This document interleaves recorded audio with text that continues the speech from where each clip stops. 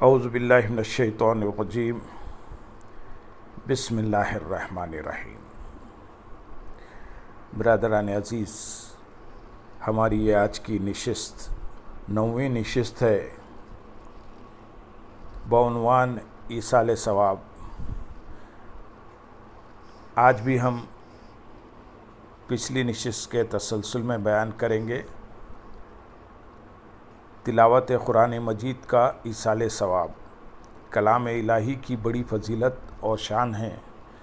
تلاوت قرآن مجید کی وجہ قاری کو ایک ایک حرف کے بدلے 10 نیکیاں مل جاتی ہیں۔ تو جو شخص تلاوت کا ثواب کسی دوسرے کو پہنچاتا ہے تو اللہ رب العزت اس کا ثواب دوسروں کو دیتا ہے اور پڑھنے والے کو بھی پورا ثواب ملتا ہے۔ حضرت انس رضی اللہ تعالیٰ عنہ فرماتے ہیں کہ حضور نبی اکرم صلی اللہ علیہ وسلم نے ارشاد فرمایا، جو شخص قبرستان میں گیا اور سورہ یاسین تلاوت کی تو اللہ تعالیٰ اہل قبور پر عذاب میں تخفیف فرما دے گا، جبکہ پڑھنے والے کو بھی اس کے اندر جتنی نیکیاں ہیں مل جائیں گی۔ حضرت عبداللہ بن عمر رضی اللہ تعالیٰ عنہ ارشاد فرماتے ہیں کہ میں نے رسول اللہ صلی اللہ علیہ وسلم کو فرماتے سنا، جب تم میں سے کوئی مر جائے تو اسے روک نہ رکھو بلکہ اسے قبر کی طرف جلدی لے جاؤ اور اس کی قبر پر اس کے سر کی جانب سورہ فاتحہ اور اس کی پائنتی کی جانب سورہ بقرہ کی آخری آیات پڑھی جائیں۔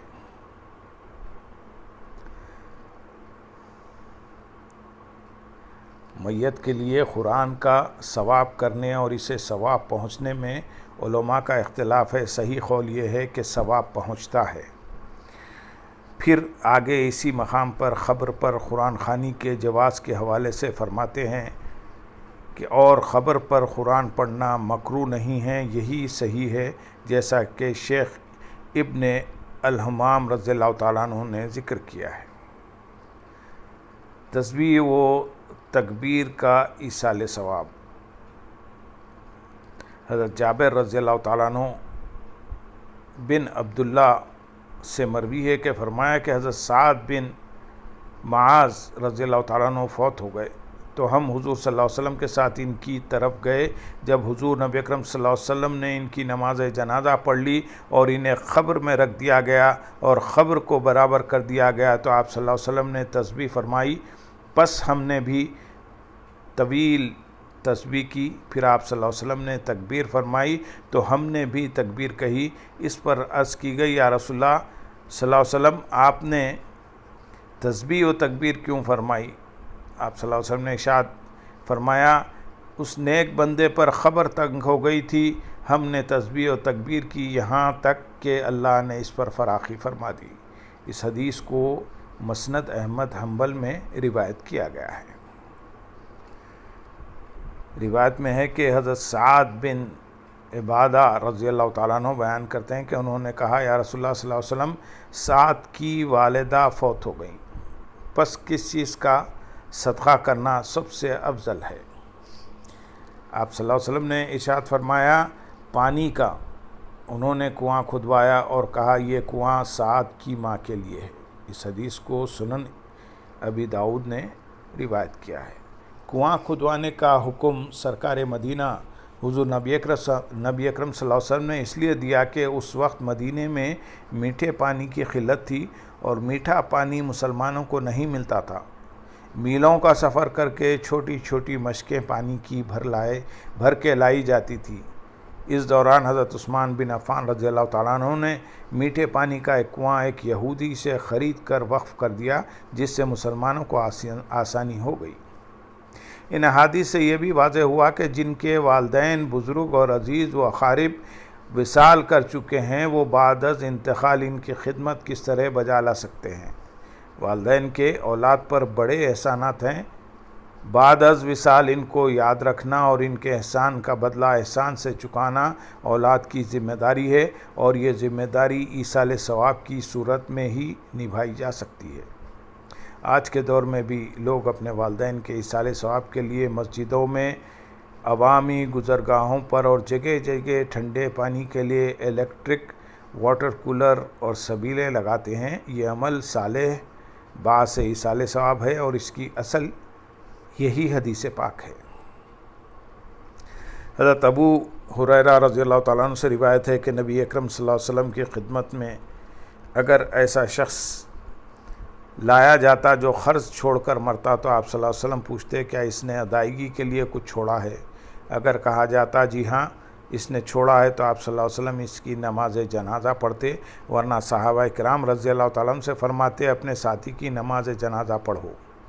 جب اللہ تعالیٰ نے آپ صلی اللہ علیہ وسلم پر فتوحات کے دروازے کھول دیے تو آپ صلی اللہ علیہ وسلم کھڑے ہوئے اور فرمایا میں مسلمانوں پر ان کی جانوں سے بھی زیادہ حق رکھتا ہوں، لہذا جو مسلمان قرض چھوڑ کر فوت ہو جائے اس کی ادائیگی میرے ذمے ہے، اور اگر مال چھوڑ کر فوت ہو جائے تو وہ اس کے ورثاء کے لیے ہے۔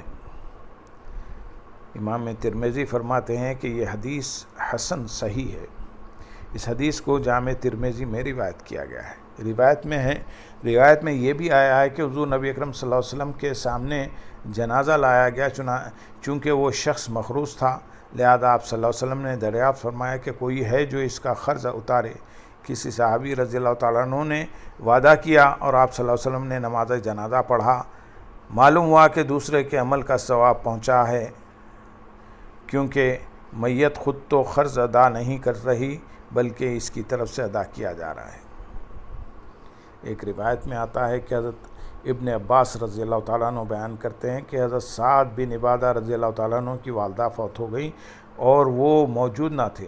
انہوں نے عرض کیا یا رسول اللہ صلی اللہ علیہ وسلم میں غائب تھا اور میری والدہ فوت ہو گئی، اگر میں ان کی طرف سے کچھ صدقہ کروں تو کیا ان کو نفع پہنچے گا؟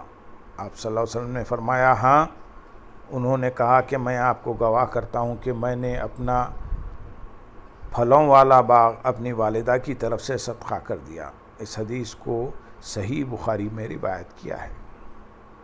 حضور نبی اکرم صلی اللہ علیہ وسلم نے غلاموں کو اپنے رشتہ داروں اور عزیزوں کی طرف سے رہا کرنے کی بھی تلقین فرمائی، لہذا روایت میں آتا ہے کہ حضرت محمد باقر رضی اللہ تعالیٰ عنہ بیان کرتے ہیں کہ حسنین کریمین رضی اللہ تعالیٰ عنہ نے اپنے والد گرامی حضرت علی رضی اللہ تعالیٰ عنہ کی طرف سے غلام آزاد کیا تاکہ ان کی روح کو ثواب پہنچے۔ حضرت قاسم بن محمد رضی اللہ تعالیٰ عنہ روایت کرتے ہیں کہ ام المومنین حضرت عائشہ صدیقہ رضی اللہ تعالیٰ عنہ نے اپنے بھائی عبد الرحمن ابن ابی بکر رضی اللہ تعالیٰ عنہ کی طرف سے غلام آزاد کیا۔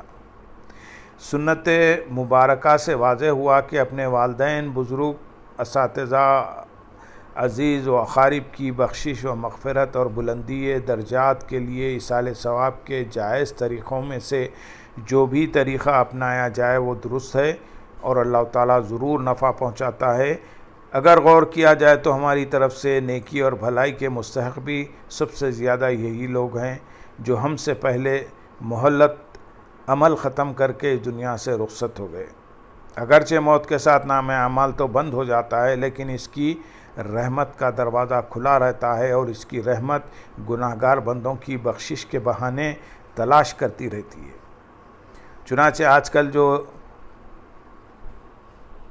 رواج قائم ہے کہ عرس اور فاتحہ کے موقع پر قرآن خوانی ہوتی ہے، تو یہ اسی احادیث نبوی صلی اللہ علیہ وسلم کی روشنی میں ہوتی ہے تاکہ مرحوم کی روح کو اس کا ثواب پہنچے اور پڑھنے والے کو بھی اس کا ثواب ملے۔ وآخر دعوانا ان الحمدللہ رب العالمین، سبحان ربک رب العزت عما یصفون والسلام علی المرسلین والحمدللہ رب العالمین۔ السلام علیکم ورحمۃ اللہ وبرکاتہ۔